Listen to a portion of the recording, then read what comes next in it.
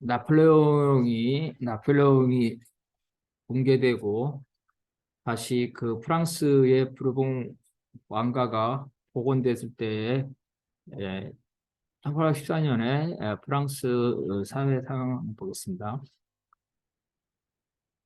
봉건 귀족들은 이미 이제 몰락을 했죠. 그리고 일부는 그 부르주아, 그죠?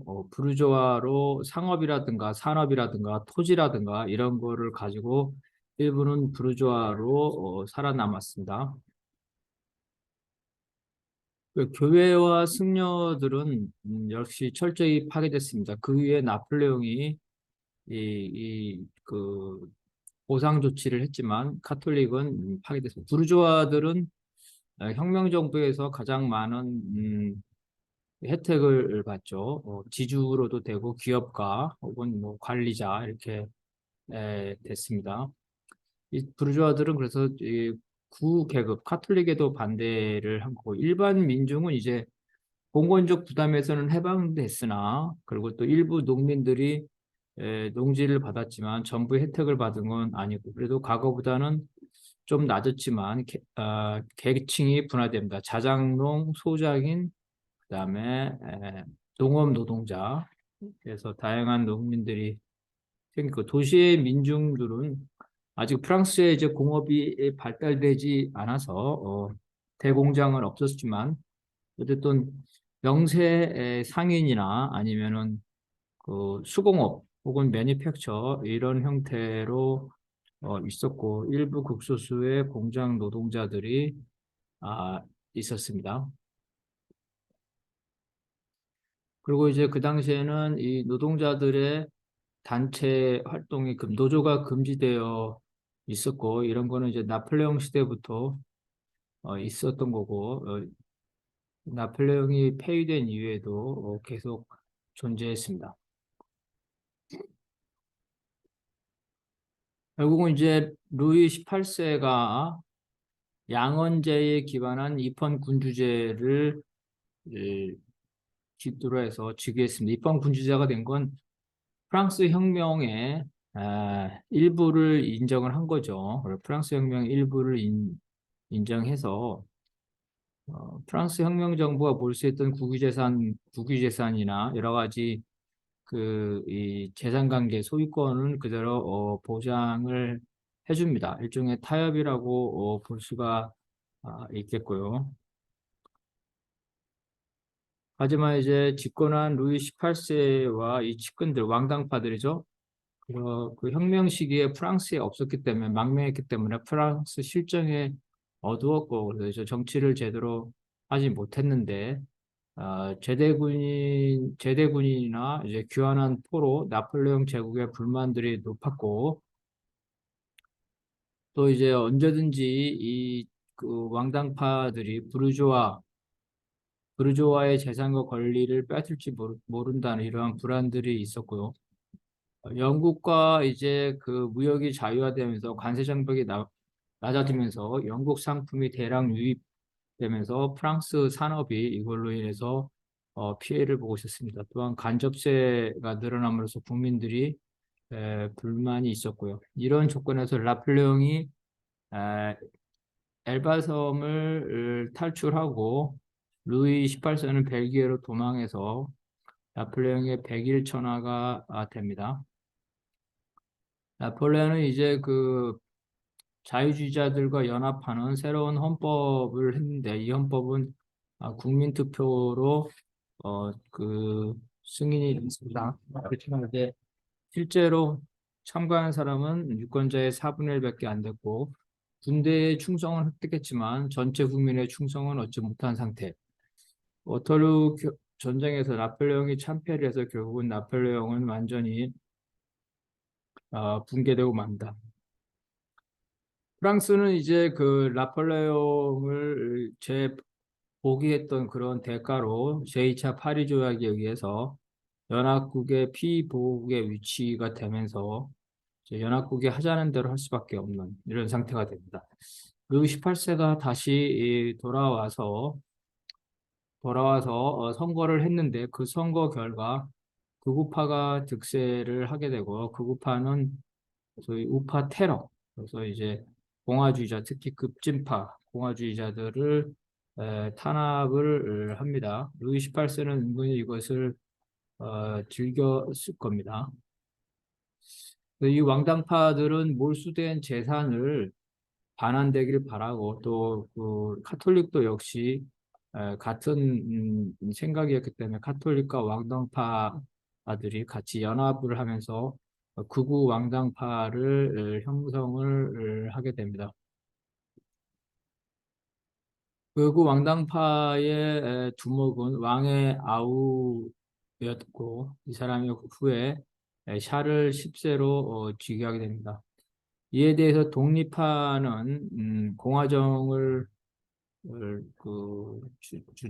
주장하고 프랑스 혁명의 정신을 유지하려고 합니다. 그리고 도시의 부르주아들이라든가 군인들의 지지를 받았고 이런 것들이 이제 나폴레옹의 세상, 보나파르티즘과 자유주의, 공화주의 뭐 이런 것들, 반카톨릭 이런 것들 돼 있고 이펀파가 바로 이제 루이 18세가 가장 신뢰하는 이펀 군주입니다. 그래서 왕당파와 독립파의 중간에 있었다.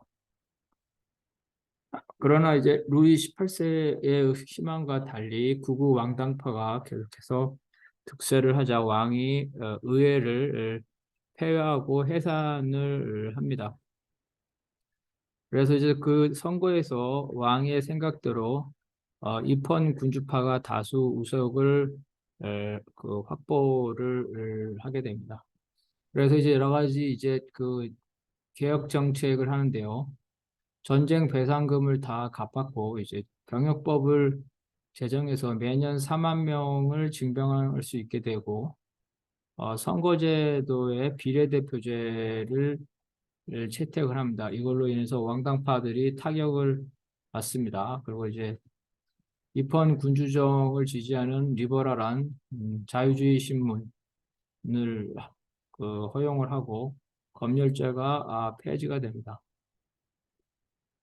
이러한 중도 정책의 추진하고 있었는데 그 매년 5분의 1씩을 새로 뽑는 하원에서 루이 나폴레옹을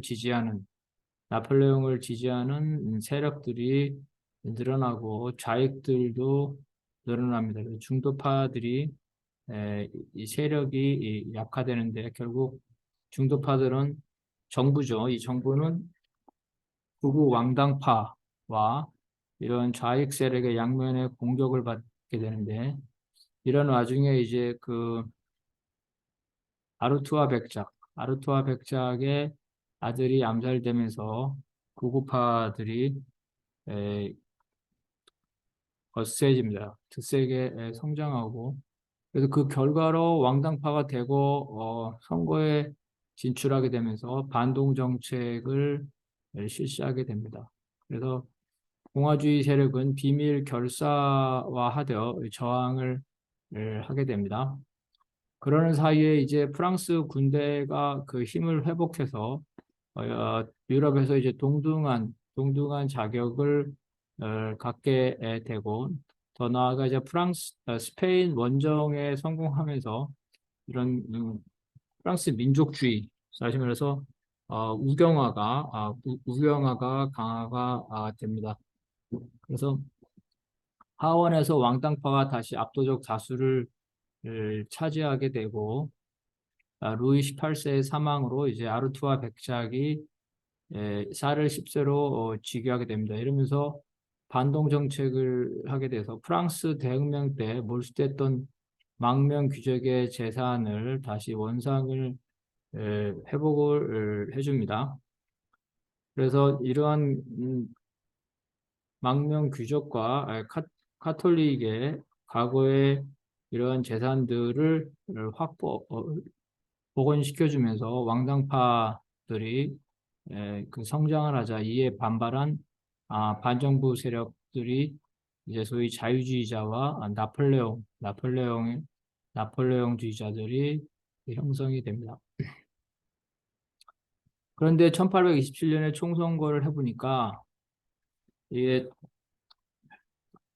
샤를리 10세를 지지하는 정부가 선거에서 패배하면서 야당이 다수당이 되고, 이에 대해 정부가 국민 방위대를 해산을 하면서 일종의 쿠데타를 일으킵니다. 그래서 개각을 단행하는데, 이에 반발해서 일체 반정부 세력이 그 하나가 됩니다. 그래서 이러한 반정부 세력의 힘을 갖고 의회가 이제 그 내각을 불신임을 결의를 하는데, 왕은 이에 대항해서 의회를 해산시키고 내각을 존속시킵니다. 그래서 새로운 아, 하원 의원을 선거를 실시하기로 하는데, 이때 이제 샤를 10세가 긴급조치 계엄령 비슷하게 내리고, 이거에 대해서 반정부 세력이 봉기를 하면서 1830년에 7월 혁명이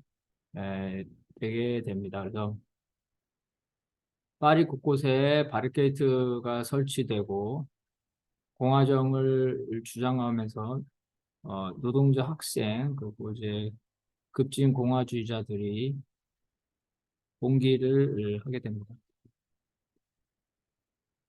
이에 의회에서는 이제 루이 필립에게 프랑스 왕국의 육군 준장주의를 주게 되고, 루이 필립을 프랑스의 왕으로 추대합니다. 의회의 이런 조치는 이제 그 시민들의 무장 봉기에서 내란으로 들어가는 것을 막기 위해서 좀 더 진보적인 루이 필립, 그러니까 입헌 군주정을 제대로 실시할 수 있는 아, 그 당시에 나름대로 프랑스 국민의 지지를 받고 있는 루이 필립을 왕으로 앉힙니다. 그래서 이 부분에 대해서 온건 공화주의자들은 이걸 7월 혁명으로 보고 영국의 명예혁명으로 간주를 합니다. 이것은 사실 온건 부르주아지들의 승리였다고 볼 수가 있겠습니다. 그래서 이제 프랑스 대혁명과 나폴레옹 제국을 통해서 보장받았던 대부르주아, 즉 온건 공화주의자들이 다시 재집권을 하게 되는 거고, 결국은 이건 나폴레옹 시대와 마찬가지로 부르주아 왕국이었습니다. 그렇지만 이미 정세는 불안전해서 많은 정치 클럽 단체들의 시위가 이어졌고, 특히 노동자들의 시위가 많이 이어졌습니다. 이때 제 세력들은 샤를 10세를 지지하는 그 왕당파, 그죠? 입헌 군주정이고, 그 다음에 공화파, 그 다음에 아직도 나폴레옹을 지지하는데, 이제 나폴레옹 지지자들은 나폴레옹의 조카를 지지하는 세력이 되게 됩니다. 이런 형태의 세력들이 되고, 이런 7월 왕국 시대에는 나름 프랑스가 산업이 발달하면서 공장 노동자들이 급속히 되게 됩니다. 영국과 협상 체결을 하면서 통상이 활발해지면서 산업도 발전하게 되는데요. 다만 이러한 정치적 불안정과 물가고가 겹치면서 산업 발전에 따라서 산업의 부분, 실업자들도 많이 늘어나고, 노동자의 그 노동 조건은 매우 안 좋은 조건이었는데, 이게 바로 이제 리용해서 서민 노동자들이 봉기를 하게 됩니다. 이에 대해서 정부가 무력 진압을 하게 되고, 다른 도시에서 노동자들의 봉기와 정부의 탄압으로 인해서 7월 왕국이 위태롭게 됩니다. 이러면서 이제 노동자들은 여기에 대항하기 위해서 노동조합 형태의 다양한 운동을 하게 됩니다. 이 리용 노동자의 봉기는 최저임금을 보장해달라는 거였는데, 일부 자본가들이 최저임금을 보장해주지 않기 때문에 여기에도 노동자들이 폭동을 일으켰는데, 정부가 이거를 진압을 해서 유혈 진압을 하고, 그 이후에 이 최저임금 제도를 오히려 후퇴했던 이런 결과로 나오게 됩니다. 노동자의 저항에 대해서 결사의 자유를 금지하는 이러한 법률이 되고 결국은 계속해서 지속적으로 산발적으로 노동자들이 이러한 폭동을 일으키게 되고 여기에 대해서 많은 그 사상자들이 이 정부의 진압으로 인해서 발생합니다. 기조가 8년 동안 그 집권을 하게 되는데요. 나름대로 기조 때는 프랑스 정치가 나름대로 안정적인 상태를 유지하게 됩니다. 1830년대 그러니까 이제 이 기조 내각 그죠? 7월 왕정의 특징은 산업자본가와 이 금융자본가 그다음에 토지자본가 이러한 삼각의 관계인데요. 1800, 1830년 7월 혁명은 권력이 이 농업, 토지자본가에서 금융자본가로 넘어갔습니다. 아직 산업자본가는 이들과 맞설 정도로 실력을 쌓지 못했다는 겁니다. 그래서 기조는 바로 이 대은행과 금융자본가들의 이해관계를 대변해주는 그러한 정치 경제적 정책을 하게 됩니다.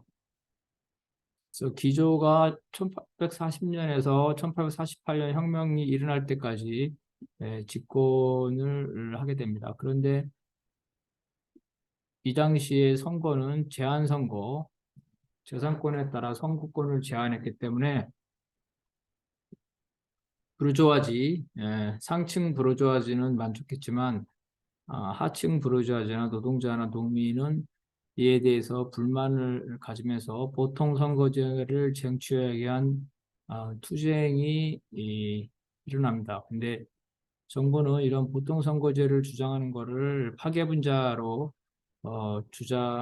하면서 이들을 탄압합니다. 그래서 이러한 정치적 불안과 경제적인 불안이 결합되면서 1848년 2월 혁명으로 나아가게 됩니다.